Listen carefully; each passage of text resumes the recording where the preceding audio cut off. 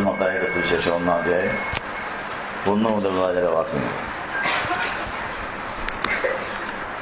യേശുവിന്റെ വംശാവലി. അബ്രഹാമിന്റെ പുത്രനായ ദാവീദിന്റെ പുത്രനായ യേശുക്രിസ്തുവിന്റെ വംശാവലി. അബ്രഹാമിന് ഇസ്ഹാക്ക് ജനിച്ചു, ഇസ്ഹാക്കിന് യാക്കോബ് ജനിച്ചു, യാക്കോബിന് യഹൂദായും അവന്റെ സഹോദരന്മാരും ജനിച്ചു. യഹൂദയ്ക്ക് താമാറിൽ പേരസും സേരഹും ജനിച്ചു. പേരസിന് ഹെസ്രോൻ ജനിച്ചു, ഹെസ്രോന് രാം ജനിച്ചു, രാമിന് അമീനാദാബ് ജനിച്ചു, അമീനാദാബിന് നഹശോൻ ജനിച്ചു, നഹശോന് ശൽമോൻ ജനിച്ചു, ശൽമോന് രാഹാവിൽ ബോസ് ജനിച്ചു, ബോസിന് രൂത്തിൽ ഓബേദ് ജനിച്ചു, ഓബേദിന് ഇശായി ജനിച്ചു, ഇശായിക്ക് ദാവീദ് ജനിച്ചു, ദാവീദിന് ഊരിയാവിന്റെ ഭാര്യയായിരുന്നവളിൽ ശലോമോൻ ജനിച്ചു, ശലോമോന് രഹോബയാം ജനിച്ചു, രഹോബയാവിന് അബിയാവ് ജനിച്ചു, അബിയാവിന് ആസ ജനിച്ചു, ആസയ്ക്ക് യഹോശാഫാത്ത് ജനിച്ചു, യഹോശാഫാത്തിന് യോരാം ജനിച്ചു, യോരാമിന് ഉസിയാവ് ജനിച്ചു, ഉസിയാവിന് യോധാം ജനിച്ചു, യോധാവിന് ആഹാസ് ജനിച്ചു, ആഹാസിന് ഹിസ്കിയാവ് ജനിച്ചു, ഹിസ്കിയാവിന് മനസ്സ് ജനിച്ചു, മനശ്ശാക്ക് ആമോൻ ജനിച്ചു, ആമോന് യോശിയാവ് ജനിച്ചു, യോശിയാവിന് യെഖൊന്യാവും അവന്റെ സഹോദരന്മാരും ബാബിലോൺ പ്രവാസകാലത്ത് ജനിച്ചു. ബാബിലോൺ പ്രവാസം കഴിഞ്ഞ് യെഖൊന്യാവിന് ശെയൽതീയേൽ ജനിച്ചു, ശെയൽതീയേലിന് സെരുബാബേൽ ജനിച്ചു, സെരുബാബേലിന് അബീഹൂദ് ജനിച്ചു, അബീഹൂദിന് എലിയാക്കീം ജനിച്ചു, എലിയാക്കീമിന് ആസോർ ജനിച്ചു, ആസോറിന് സാദോക്ക് ജനിച്ചു, സാദോക്ക് ആഖീം ജനിച്ചു, ആഖീമിന് എലീഹൂദ് ജനിച്ചു, എലീഹൂദിന് എലിയാസാർ ജനിച്ചു, എലിയാസാറിന് മത്താൻ ജനിച്ചു, മത്താന് യാക്കോബ് ജനിച്ചു, യാക്കോബിന് മറിയയുടെ ഭർത്താവായ യോസേഫ് ജനിച്ചു. അവിടെ നിന്ന് യേശു ക്രിസ്തു എന്ന് വിളിച്ചിരുന്ന ക്രിസ്തു എന്ന് വിളിക്കപ്പെടുന്ന യേശു ജനിച്ചു. ഇഞ്ഞ തലമുറകളാകെ അബ്രഹാം മുതൽ ദാവീദ് വരെ 14, ദാവീദ് മുതൽ ബാബിലോൺ പ്രവാസം വരെ 14, ബാബിലോൺ പ്രവാസം മുതൽ ക്രിസ്തു വരെ 14 ആകുന്നു. സ്വല്പസമയിരിക്കാം. വിശുദ്ധ മത്തായിയുടെ സുവിശേഷം 1-ാം അധ്യായത്തിന്റെ 1 മുതൽ 17 വരെയുള്ള ഭാഗങ്ങൾ വായിച്ചിരിക്കുന്നു. കർത്താവിന്റെ ജനനപ്പെരുന്നാളിന് മുമ്പുള്ള ഞായറാഴ്ച എന്ന നിലയിൽ എല്ലാ വർഷവും ഇങ്ങനെ ഈ വംശാവലി വായിക്കുന്ന ഒരു പതിവ് നമുക്കുണ്ട്. ഈ വംശാവലി വായനയിലൂടെ നമുക്ക് കിട്ടുന്ന സന്ദേശം ഉണ്ടാകും. പഴയ നിയമം ശരിക്കും പഠിച്ചിട്ടുള്ളതൊക്കെ ഈ വംശാവലിയിൽ പറയപ്പെടുന്ന എല്ലാവരുടെയും പശ്ചാത്തലം നമുക്കറിയാം. ഇവരുടെ ജീവചരിത്രത്തിൽ ഇവരെല്ലാം എന്തെങ്കിലും ബലഹീനതയുള്ളവരായിരുന്നു. എന്തെങ്കിലും അപാകതകളോ ബലഹീനതകളോ വീഴ്ചകളോ താഴ്ചകളോ ദുഃഖങ്ങളോ ശാപങ്ങളോ ഏറ്റിട്ടുള്ളവരാണ് ഇവരെല്ലാവരും തന്നെ. നീതിമാൻ ആരുമില്ല, ഒരുത്തൻ പോലുമില്ല എന്നുള്ള തിരുവചന പ്രകാരം ആദാമിന്റെ കാലം മുതൽ ഈ യോസേഫിന്റെ മറിയാമിന്റെയും കാലം വരെയുള്ള വംശങ്ങളെല്ലാം ഏതെങ്കിലും ബലഹീനതകളും കുറവുകളും പാപങ്ങളും ഉള്ളവരായിരുന്നു.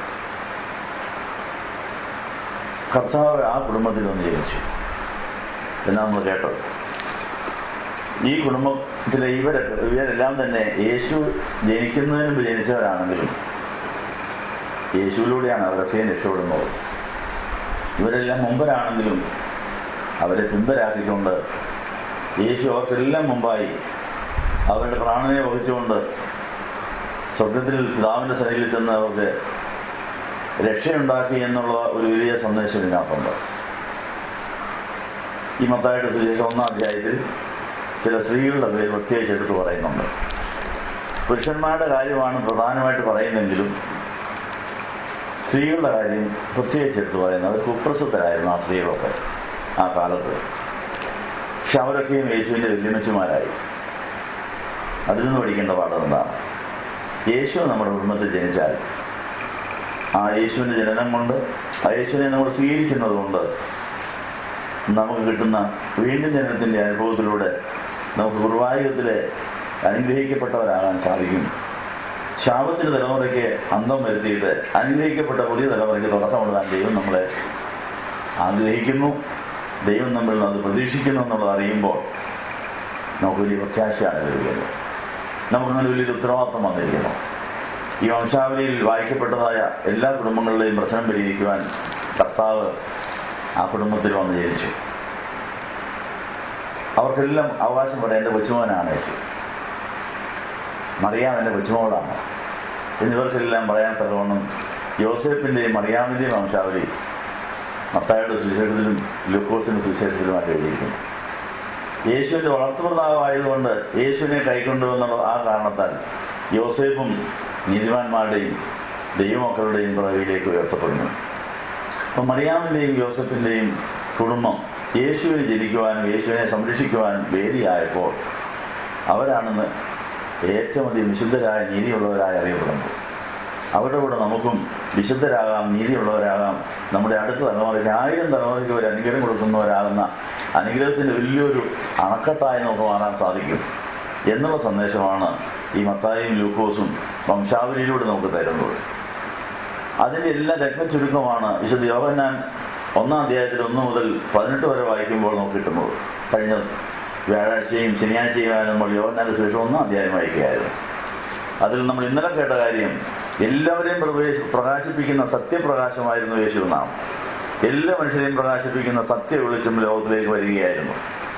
ആ സത്യ വെളിച്ചം നമ്മളിൽ എത്തിക്കുന്നതിന് തടസ്സമായി നിൽക്കുന്ന അന്ധകാര ശക്തികൾ ഭാരം കൊടുത്ത് അതിനോട് പോരാടിയാൽ എല്ലാവരെയും പ്രകാശിപ്പിക്കുന്ന സത്യപ്രകാശം നമ്മുടെ മേലും നമ്മുടെ ഉള്ളിലും വന്നിട്ട് നമുക്കും യേശുവിനെ പ്രതിഫലിപ്പിക്കുന്നവരാകാൻ സാധിക്കും. യേശു സൂര്യനാണെങ്കിൽ നമുക്ക് ചന്ദ്രനെ പോലെ ആ ചന്ദ്രിക പ്രകാശിപ്പിച്ച യേശുവിൻ്റെ കൂടെ ദൈവരാജ്യത്തിൻ്റെ ആ വലിയ മണ്ഡലത്തിൽ ശോഭിക്കാൻ സാധിക്കും എന്നുള്ളൊരു കാര്യം അവിടെ എഴുതിയിരിക്കുന്നു.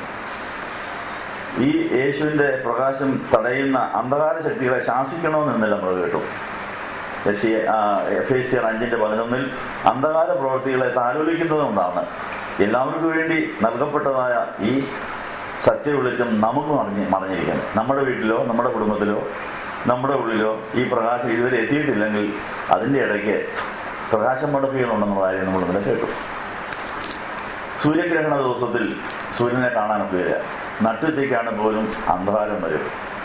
പക്ഷെ പരിചയമുള്ളവർക്ക് പറയാം, സൂര്യഗ്രഹണങ്ങൾ കണ്ടിട്ടുള്ളവരും അറിഞ്ഞിട്ടുള്ളവരും ആദ്യമായി സൂര്യഗ്രഹണം കാണുന്ന ഒരു കുഞ്ഞിനോട്, ഒരു പൈതലിനോട് പറയാം, അയ്യോ സൂര്യൻ പോയോ, സൂര്യനില്ലേ, എന്താ പറ്റി ഉച്ചയ്ക്ക്? കുഞ്ഞുങ്ങളെ പേടിക്കണ്ട, സൂര്യനെ ചന്ദ്രൻ മറച്ചിരിക്കുക. അവർ രണ്ടുപേരും ഒരേ ലൈനിൽ വന്നിരിക്കുമ്പോൾ നമുക്ക് പ്രകാശം കാണാൻ ഒക്കുന്നില്ല, കുറച്ച് കഴിയുമ്പോൾ അങ്ങ് മാറിക്കോളൂ എന്ന് പറഞ്ഞ് പ്രത്യാശ കൊടുത്ത് ആ സൂര്യഗ്രഹണ ദിവസത്തിലെ ഇരുട്ട് മാറിപ്പോകുന്നതാണ്.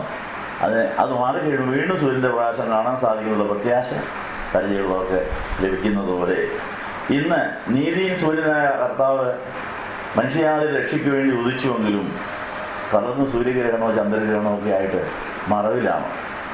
അതിൻ്റെ നമുക്കും യേശുവിനിടയിൽ ഈ സൂര്യനുമിടയിൽ പലർക്ക് പ്രതിബന്ധമാകാനോ തടസ്സമാകാനോ മറയാകാനോ കഴിവുണ്ട്.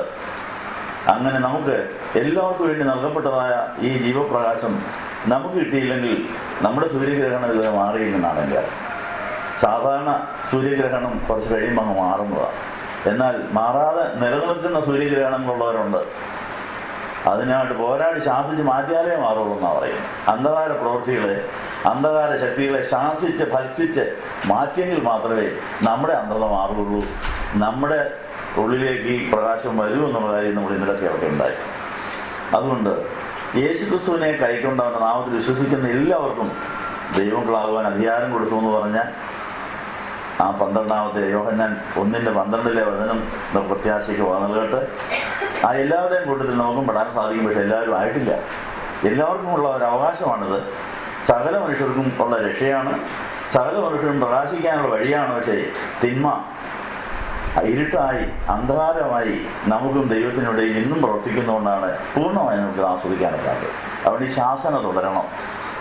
അന്ധകാര ശക്തികളെ താലോലിക്കുന്ന പരിപാടി നിർത്തിയിട്ട് അന്ധകാര ശക്തികളോട് പിണങ്ങണം, അവരെ വെറുക്കണം. സകല ദോഷങ്ങളെയും വെറുത്തെങ്കിലേ ഭക്തി വളരുകയുള്ളൂ. ദമ്പം, അഹങ്കാരം, ദുർമാർഗം, വക്രതയുള്ള ഇവയെല്ലാം അന്ധകാര ശക്തികളുടെ സ്വഭാവങ്ങളാണ്. അത് എനിക്ക് വേണ്ട എൻ്റെ കൂടെ നിൽക്കണ്ട എന്ന് പറഞ്ഞ് അവരെ പരസ്യച്ച് ആട്ടി ഓടിച്ച് മാറ്റിയെങ്കിൽ മാത്രമേ നമുക്ക് നീതിയും സൂര്യൻ നമ്മളെ ഉദിക്കുകയുള്ളൂ. അപ്പം നീതിയും സൂര്യൻ നമ്മൾ ഉദിക്കണമെങ്കിൽ, ആ പ്രകാശത്തിൽ നമുക്ക് ജീവിക്കണമെങ്കിൽ നമ്മൾ ഈ ശാസന ആവർത്തിച്ചുകൊണ്ടിരിക്കണം. എല്ലാ യാമപ്രാർത്ഥനകളും, എല്ലാ വിശുദ്ധ കുർബാനകളും, എല്ലാ ക്രിസ്മസ് ആഘോഷങ്ങളും ഈ അന്ധകാരത്തെ ശാസിക്കുന്ന ഒരു സംയുക്ത സംരംഭമാണ്. ഈ വർഷത്തെ ക്രിസ്മസിൻ്റെ ആഘോഷം നമ്മളുടെ അടുത്ത വെള്ളിയാഴ്ച വെളുപ്പിന് 5 മണിക്ക് തീജ്വാല ശുശ്രൂഷയിലൂടെ ആരംഭിക്കുന്നു. ആ തീജ്വാലയിൽ നമ്മുടെ ആത്മാവിൻ്റെ ദീപം കത്തിച്ച് നമ്മുടെ ഹൃദയത്തിൻ്റെ യാഗപീഠം ദൈവസ്നേഹത്തിൻ്റെ അഗ്നിയുള്ള ഒരു ജ്വാലയായി മാറാമെങ്കിൽ ആ ജ്വാലയിലൂടെ കർത്താവിനും മാതാവിനും വിശുദ്ധന്മാർക്കും അലാമാർക്കും ഇറങ്ങി വരാൻ സാധിക്കും. അതോടൊപ്പം നമ്മുടെ മഹത്വശക്തി സ്വർഗത്തിലേക്ക് കയറിപ്പോകാനും അത് അനുഗ്രഹമായി മടങ്ങി വരാനും ക്രിസ്മസിൽ മുഴങ്ങിക്കേണ്ട സമാധാനം, ദൈവപ്രസാദമുള്ളവർ കിട്ടുന്ന സമാധാനം നമ്മുടേതാകുവാൻ ദൈവത്തെ പ്രസാദിപ്പിക്കണമെങ്കിൽ അന്ധകാര ശക്തിയെ ശാസിച്ച് ഓടിച്ചേ പറ്റുള്ളൂ. രഹസ്യമായിട്ടോ പരസ്യമായിട്ടോ പ്രത്യക്ഷമായിട്ടോ നമുക്ക് അന്ധകാരമായിട്ട് ചില കൂട്ടുകെട്ടൊക്കെ ഉണ്ട്. നമുക്ക് ചില രസമോ സുഖമോ ലാഭമോ ഒക്കെ കിട്ടുന്ന ചില പരിപാടിയിൽ അന്ധകാരത്തിനുള്ളതുകൊണ്ടാണ് നമ്മൾ അവരെ ഇല്ലാത്തത്. എന്ത് സുഖമുണ്ടെങ്കിലും എന്ത് രസമുണ്ടെങ്കിലും എന്ത് ലാഭമുണ്ടെങ്കിലും അത് വേണ്ട. കർത്താവ് തരുന്നത് മതി, തരുന്നത് മതി, നീതിയായിട്ട് കിട്ടുന്നത് മതി, ഈ നീതിയും സൂര്യൻ എനിക്ക് തരുന്നത് മതി, അന്ധകാരം തരുന്ന എനിക്കൊന്നും വേണ്ട എന്ന് പറഞ്ഞ് മാമോദീസായ പിശാചിനെ ഉപേക്ഷിച്ചതുപോലെ തന്നെ എല്ലാ കുർബാനയിലും എല്ലാ പ്രാർത്ഥനയിലും അവനെ ശാസിച്ച് ഓടിക്കണം. അതുകൊണ്ട് പ്രാർത്ഥിക്കാനിരിക്കുമ്പോൾ ഇടവും വലവും ചുറ്റുപാടും എല്ലാം നോക്കണം. എത്ര തിന്മ അന്ധകാര ശക്തികൾ എൻ്റെ അടുത്തുണ്ട്, ഇവിടെ നിന്ന് നിൽക്കാനൊക്കെയില്ല, ഞാൻ കർത്താവിനെ ആരാധിക്കാൻ പോവുകയാണ്, ഞാൻ ആരാധിച്ചുകൊണ്ടിരിക്കുന്നു, നിങ്ങൾക്ക് യാതൊരു സാധനമില്ല, ഞാൻ മാമോദീസാനെ നിന്നെ ഒന്ന് ഉപേക്ഷിച്ചതാണ്, എൻ്റെ അലസത കൊണ്ട് നിങ്ങൾ പിന്നെയും വന്നതാണ്, ഇടമുണ്ടോ നോക്കാം, ഒരു ഇടവും ഇല്ല, പൊക്കോളാൻ പറയാം. അങ്ങനെ നമ്മൾ ഈ വിശുദ്ധ കുർബാനയിൽ ക്രിസ്മസ് ആഘോഷത്തിന് വേണ്ടി അവനെ കൈക്കൊള്ളുന്നവർക്ക് ലഭിക്കുന്ന ദത്തുമക്കളുടെ പദവി ഒന്നുകൂടെ പുതുക്കിക്കൊണ്ട് ഈ ക്രിസ്മസിന് മാത്രം കർത്താവ് തരാൻ വെച്ചിരിക്കുന്ന അനുഗ്രഹങ്ങൾ നമുക്ക് നമ്മുടെ മക്കൾക്ക് ലഭിക്കാൻ നമ്മൾ എഴുന്നേൽക്കുകയാണ്. അതിനുവേണ്ടി ഒരിക്കൽ കൂടെ പാവത്തിന് പ്രാർത്ഥന നടത്തുകയാണ്. നിങ്ങൾക്കെല്ലാവർക്കും സംപ്രീതി ഉണ്ടായി വിശ്വാസമായി മാറുന്നത് വെളിപ്പാട് കുറവുകൾ മര്യാദകളായിട്ട് മാറും.